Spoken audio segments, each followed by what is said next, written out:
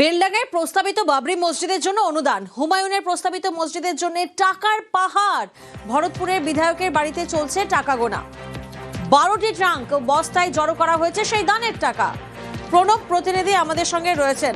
প্রণব, 30 জন machine নিয়ে টাকা গুনতে ব্যস্ত, গতকাল সেই ছবি আমরা দেখেছি।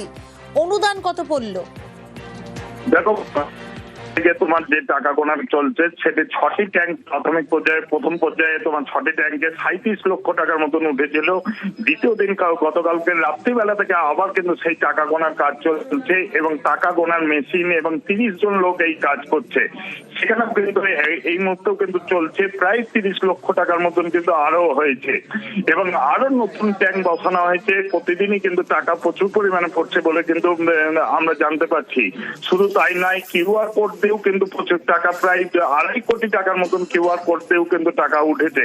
এবং শুধু এবং এলাকার লোকজন যে বাবরি মসজিদ যেদিন শিলান্যাস করেন সেদিন থেকে যেভাবে ইট, বালি, পাথর, সিমেন্ট সমস্ত কিছু পড়ছে, প্রতিদিনই কিন্তু হাজার হাজার মানুষ সেই সমস্ত দান দিয়ে যাচ্ছে এবং ফেব্রুয়ারির প্রথম সপ্তাহ থেকে কিন্তু এই কাজ শুরু হবে বলে কিন্তু বিধায়ক হুমায়ুন কবির তিনি কিন্তু জানিয়েছেন।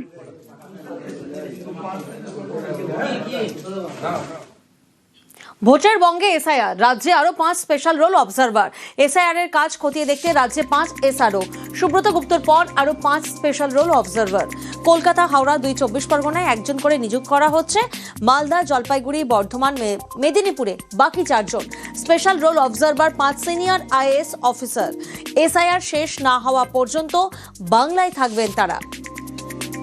বাংলাকে নিয়ে তো নির্বাচন কমিশন নিরপেক্ষ নয়, তার পক্ষপাত আছে। বাংলাকে নিয়ে নির্দিষ্ট টার্গেট আছে বিজেপি। গতবারও বাংলা দখল করতে পারেনি, এবারও পারবে না। কিন্তু সমস্ত যে কনস্টিটিউশনাল বডি তাদের বাংলার বিরুদ্ধে কাজে লাগাচ্ছে, এটাও তারই একটা আরেক ধরনের উপায় আর কি।